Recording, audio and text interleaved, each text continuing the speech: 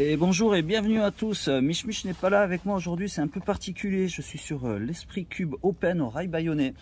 J'ai eu le nouveau Tornado V4 en version pionnière hier, mais avec l'organisation de la compétition, j'ai pas le temps de l'ouvrir parce que je voulais être avec vous pendant l'ouverture. Ce matin, je suis arrivé un petit peu en avance sur le temps de compétition. Donc, je vais faire une vidéo un petit peu particulière. Je suis dehors, devant le portail parce que j'ai pas la clé. J'attends Thierry d'Atocube. Et on va ouvrir cette boîte rapidement, en sachant que ce nouveau V4 vient en deux versions. La Pionnier, qui est UV, et la version Flagship, qui est non UV. Je ferai un petit film dans la journée sur la compétition, où je vous montrerai un peu les différences entre les deux versions. Moi, j'ai choisi la Pionnier, parce que c'est la version Pionnier que je préférais sur les anciens cubes. J'aime beaucoup le côté UV. Alors, je suis pas du tout équipé pour pouvoir ouvrir ça. Excusez-moi un petit peu, je sais pas comment je vais réussir à ouvrir le plastique avec ces clés.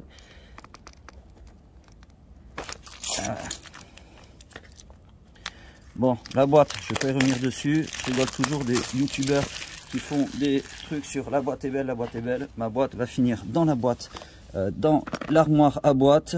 Donc ça n'a pas une grande utilité, même si effectivement elle est jolie. Donc quand on ouvre, on tombe sur une jolie carte. Voilà, c'est joli, mais là aussi il n'y a pas trop d'utilité. La petite boîte d'accessoires. Il n'y a pas Mich Mich, mais il y a son copain Nours Nours qui est là. Ouais, je suis assez fan de peluche, j'avoue. Donc dedans, il y a un petit tournevis plat. Voilà, j'en avais pas des comme ça peut être utile. La poche X-Mine Design, assez jolie en simili cuir. Peut toujours être pratique. Ça c'est pas mal pour ceux qui font du blind. Ils ont prévu un centre blanc parce qu'en blind on n'a pas le droit d'avoir de dessin sur le centre, donc ça évite d'avoir en acheter un en plus si jamais vous faire du blind. La petite pochette microfibre, une notice d'explication des réglages, je regarderai ça plus tard. La même chose en chinois, et ensuite des notices, j'imagine, d'apprentissage du Rubik's Cube. Voilà, je crois qu'il y a méthode de, si je dis pas de bêtises, je crois qu'il y a roue et CFOP. La boîte est vraiment jolie, la boîte du cube en elle-même. Elle a l'air bien qualitative, bien protégée. Pour l'ouvrir, c'est aimanté, on tire. Et vous voyez, ouais, elle est vraiment épaisse. Alors là, votre cube, il est super bien protégé. Enfin, quelqu'un qui fait une vraie bonne boîte comme GAN. Là, on est vraiment au top. Le cube, voilà, toujours la même remarque. Si ma femme veut regarder mes vidéos, elle dirait comment il peut dire qu'un cube est beau. Mais il est vraiment beau. Premier feeling. J'ai pu le tester hier. Hein, c'était pas celui-là que j'ai testé hier à la compète. J'ai pas été ultra emballé, mais je pense parce qu'il n'était pas du tout bien réglé. Donc voilà. C'était vraiment pour faire un déballage rapide pour que je puisse l'utiliser aujourd'hui sur la compétition. Et je reviendrai dans une deuxième partie de vidéo où j'expliquerai plus en détail les spécificités de ce cube et comment il se règle, et je vous dirai accessoirement ce que j'en pense. À bientôt. À gauche, le V4 Flagship qui se reconnaît sur son arête avec un seul aimant, et à droite le V4 UV Pionnier, et sur l'arête vous avez 3 aimants.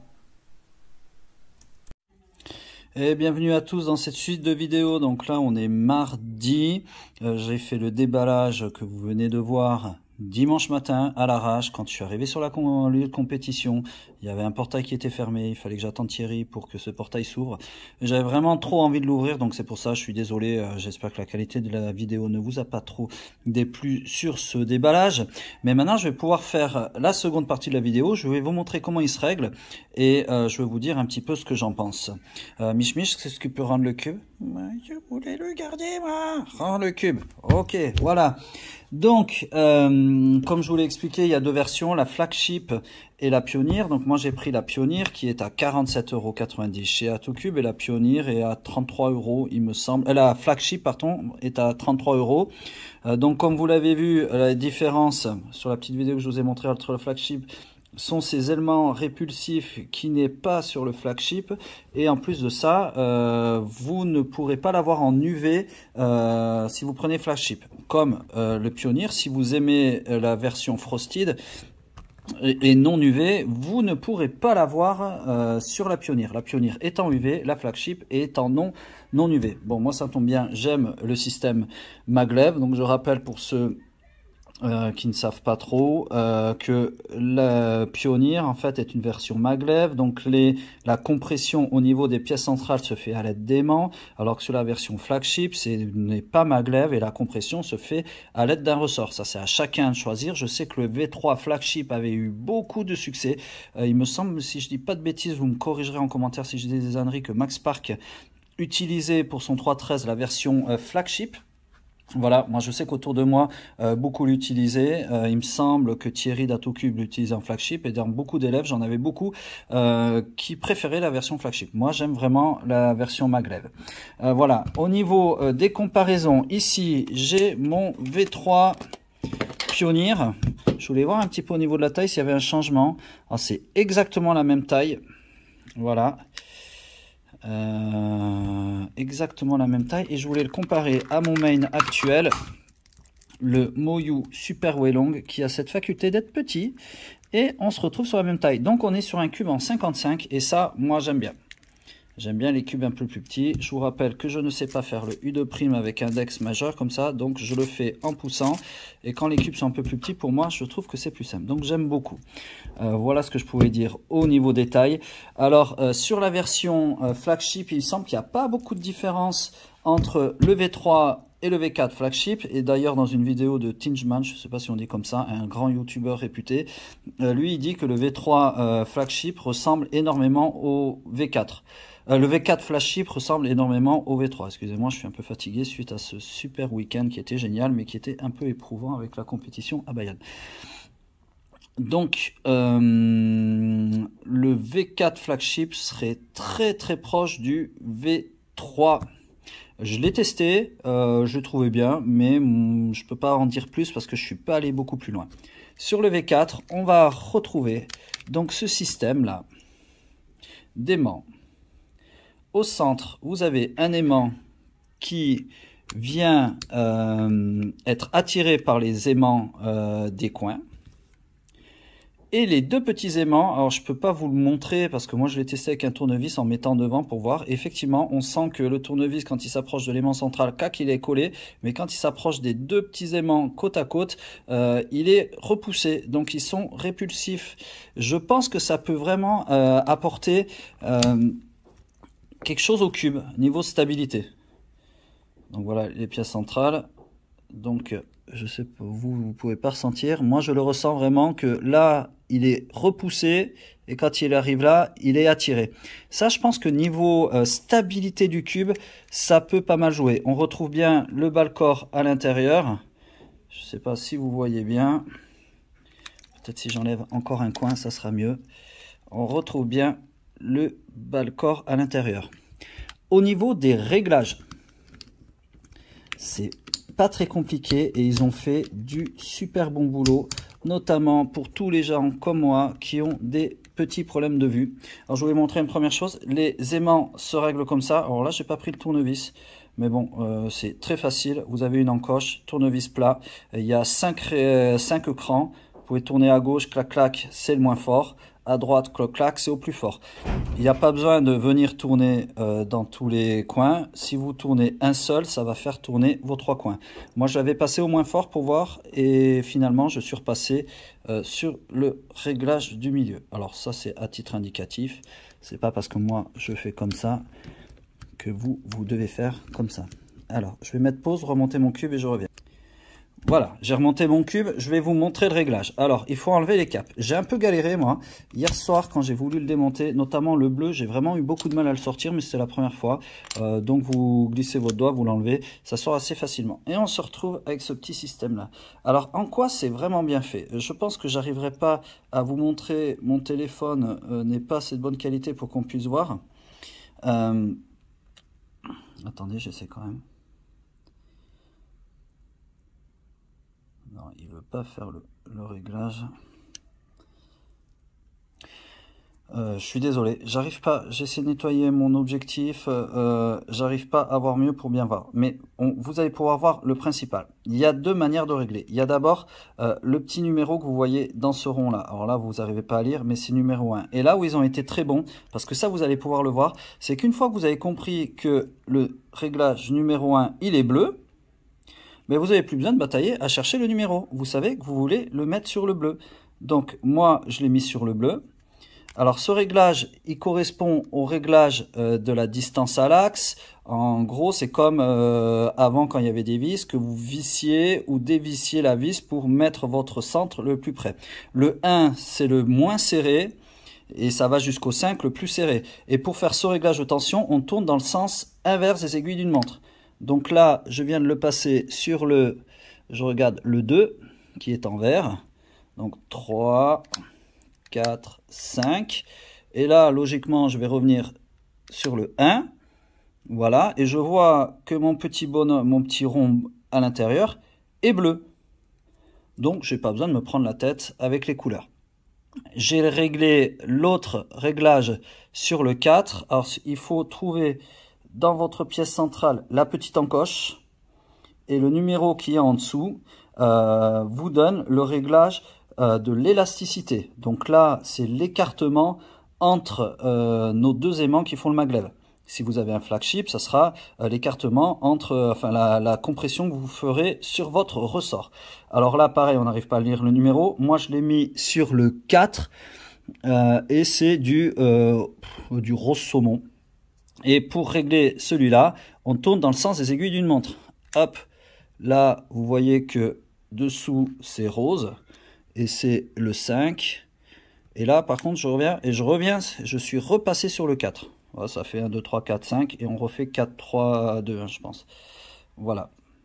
Alors, moi, je l'ai mis quasiment presque au plus desserré, hein, vu que j'ai fait un réglage de tension sur le 1, le plus desserré, et 4... Ah oui, je vous ai pas dit. Donc, pour la tension de 1 à 5, le 1, c'est plus desserré, et le 5, c'est le plus serré, et pour l'élasticité, le 1 c'est plus serré et le 5 c'est le plus desserré. C'est inverse. Il me semble, si je me suis trompé, n'hésitez pas à me corriger en commentaire, mais je crois bien avoir compris ça. Je viens de vous dire une bêtise. En fait, le réglage 5 que vous avez ici correspond au plus serré. Et le réglage 1 au moins serré. Donc c'est la même chose que pour le réglage de la tension. 1 moins serré, 5 plus serré. Et en fait, la nouveauté sur ce cube Tornado V4, je suis allé chercher sur le site d'AtoCube les photos du cube. Donc la nouveauté, c'est que d'habitude, le réglage du maglev règle l'écartement entre les deux aimants. Alors que là, ce qu'ils ont fait, c'est que quand on est sur le réglage 1, l'aimant est décalé un petit peu sur le côté. Et plus on va augmenter le réglage, plus on va ramener l'aimant au-dessus de son aimant frère qui est en bas. Donc on les aligne bien. Donc avec le réglage 1, vous avez la pression la moins forte entre les deux aimants, et réglage 5 la plus forte, ce qui fait que votre cube devrait être plus serré. Ici, vous voyez bien la petite encoche dans le centre. Là, il est réglé sur le numéro 3 en jaune. Donc, en tournant dans le sens des aiguilles d'une montre, vous pouvez régler, là, on ne va pas dire l'écartement des maglevs, mais l'alignement des maglevs. Du coup, voilà, le cube, qu'est-ce que j'en pense? Je précise tout de suite, comme d'habitude, vous pouvez écouter mon avis si vous voulez, en sachant que je suis un grand fan de Moyu Super Welong, donc c'est assez proche du V10, hein, pour ceux qui aiment le WRM V10, même si moi je lui préfère lui, mais le V10 est quand même très bien et c'est assez proche. Et j'étais très longtemps fan du V3 Pioneer, donc ça peut vous donner une indication. Voilà, je le trouve très stable, parce que même en l'ayant desserré quasiment au maximum, mais il reste très stable. Le corner cutting est assez assez bon. Alors moi, quand j'avais réglé sur 2, des fois j'avais des petits blocages sur ce genre de mouvement qui ne passaient pas dans mes résolutions. Donc c'est pour ça que je suis passé sur le réglage 1. Et là, du coup, j'ai plus du tout de réglage. Donc il est super stable. Et moi, c'est vraiment quelque chose que j'aime beaucoup dans les cubes, d'avoir un cube hyper stable en résolution, tout en l'ayant un peu desserré. Il va très très vite. Il est lourd. Voilà, j'ai comme une petite sensation de légèreté quand je reprends mon Super Wellong. Et on le sent bien dans la main, quoi. Alors je sais pas si vous aimez ou pas. Je sais que le nouveau GAN 15, ils nous font tout un pataquès sur le cube, il est hyper léger. Pour moi, jusqu'à présent, c'est pas quelque chose qui me parle. Que ce soit léger. Celui-là, quand je l'ai en main, que je fais les mouvements, je sens quand même qu'il y a de la, il est un peu résistant, il est un peu lourd. Au niveau des mouvements, je pense que les aimants sont assez forts. Et le fait qu'il y ait ce truc qui repousse y est peut-être un peu. Je trouve pas ça désagréable, j'aime bien. Je sais pas trop quoi dire de plus. J'ai fait à peu près 50 résolutions avec. Je suis à peu près équivalent de ce que je fais avec mon Super Wellong. Par contre, hein, je le redis, oubliez l'idée qu'en changeant de cube, vous allez devenir sub 10. Je pourrais changer autant de cubes, je le serai toujours pas. Voilà, les grands champions, tu leur donnes ce que tu veux comme cube, ils seront toujours des grands champions. Mais d'avoir un beau cube qui nous plaît, ça peut être pas mal. Voilà ce que je pouvais en dire. Pour l'instant, je vais le tester en gardant mon Super Wellong dans un coin et lui un petit peu. Je ne sais pas encore s'il va surpasser mon main ou pas. Mais ça reste un très bon cube pour 47 €, 50 €. Vous avez vraiment quelque chose de très très bon, en sachant que le Super Wellong coûtait 80 € à sa sortie. Au niveau des points positifs, il y a aussi la boîte. Là, ils ont enfin fait une boîte qualitative. Je me méfie un petit peu de ici, là. On verra si mes élèves en achètent, si elles résistent. Je sais que les boîtes, des anciennes boîtes des Tornado V3 qui s'ouvraient comme ça, mes élèves pétaient tout le temps. Donc ça s'ouvrait un peu comme ça, les boîtes gamme. Mais ici, c'était un peu fragile et j'ai un grand nombre de mes élèves qui les avaient cassées. Moi, j'en avais cassé une aussi en compétition en la mettant dans ma poche le temps que j'aille à la compétition. Quand j'ai sorti la poche, je l'avais cassée. Donc ça, je vais vérifier que ça dure bien. Sinon, on voit que le plastique est vraiment épais et la boîte est vraiment costaud, elle est vraiment bien faite. Je suis vraiment très satisfait de cette boîte. Voilà ce que je pouvais dire du nouveau V4 Pioneer de chez KXman Super Cube. Si vous aimiez le V3 Pioneer et le V3 Flagship, je pense que ça vaut le coup d'aller le tester. Voilà, n'hésitez pas à me poser des questions en commentaire si vous en avez. J'y répondrai avec grand plaisir et je vous souhaite une bonne fin de journée.